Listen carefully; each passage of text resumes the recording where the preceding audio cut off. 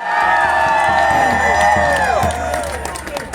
got it started, and together we are going to take it all the way until we prevail.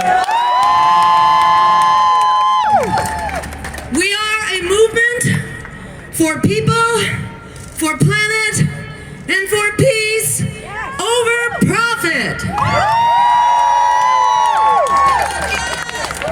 And you said no to that zombie political party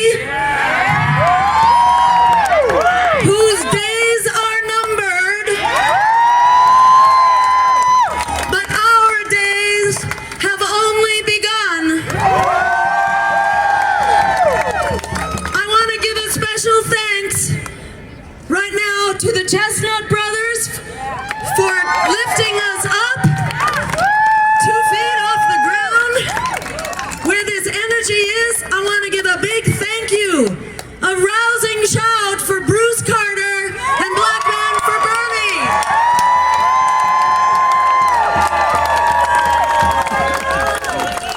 I want to give a big thank you to Arn Manconi, U.S. Senate candidate for the Green Party, who will help us continue this fight. And I want to give a special big thank you to Gary Frazier, who helped get this going, who's also carrying the fight into the voting booth in Camden, New Jersey, running on the Green Party for City Council. Gary! Because when a social movement gets together with a political voice, that's when we really challenge power, as we must. As Frederick Douglass said, power concedes nothing without a demand, and we are that demand. We are that demand for economic justice, for racial justice, for workers' justice, for climate justice, for immigrant justice, for indigenous justice, for women's justice, for LGBTQ justice.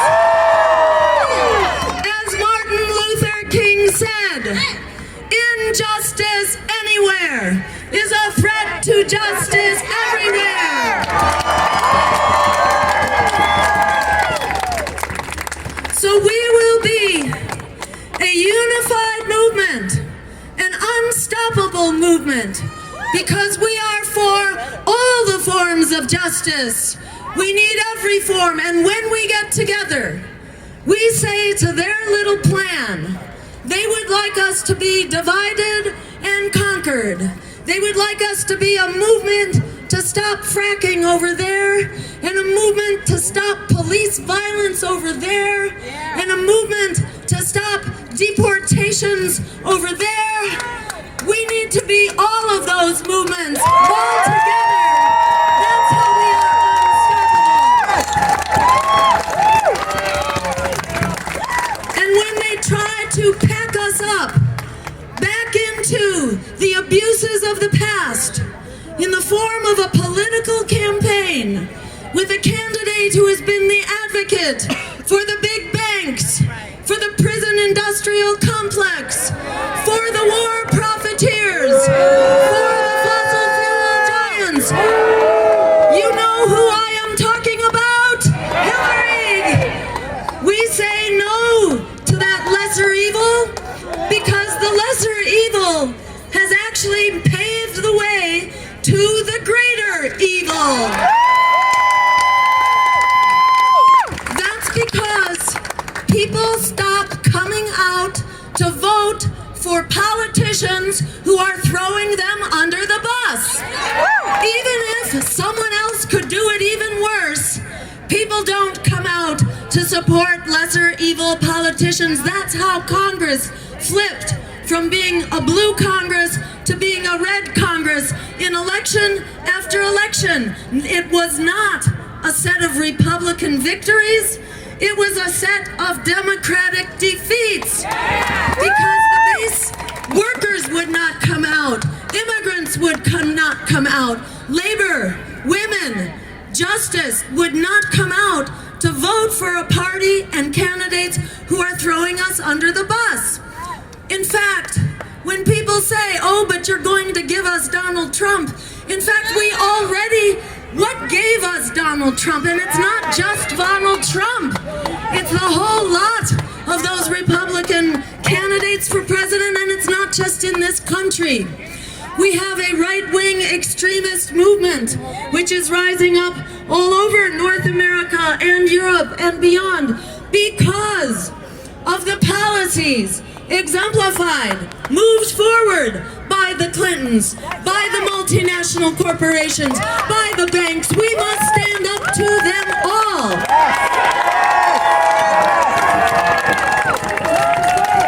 In fact, it was NAFTA and it was Wall Street deregulation brought to us by who? Bill.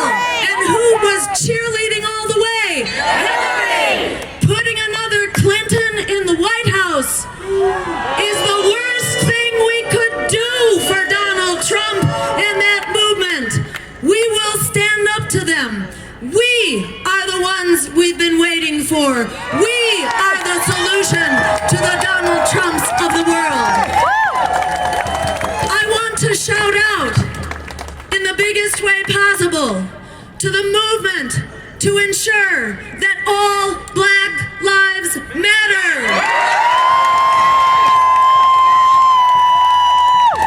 As Martin Luther King said not so long ago, he said we have a crisis of racism, of imperialism, and extreme materialism. They go hand in hand. We must end, for once and for all, this disaster of racism that is hardwired into our economy and a culture that was founded on the criminal institution of slavery. We must end it once and for all. We call for an end to police violence, but in order to address the racism of policing, we must also end the systemic racism in every area of our society.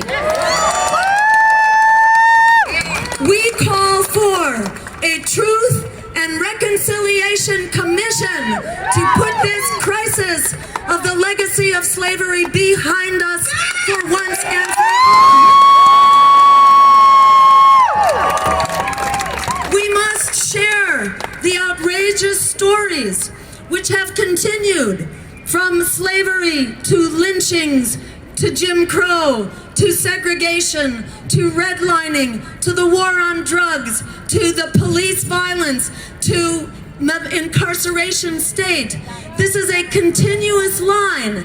We must sit down and share the stories of this abuse, and we must also sit down and share the solutions, economic solutions, housing solutions, school solutions. We must end the segregation, the apartheid state that we continue to live in, where the average African-American family has only 5 cents on the dollar of the American family, the average Caucasian family. These outrageous disparities in health, in wealth, in education.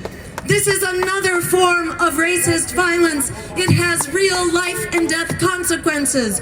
So we are calling for specific solutions to end it all.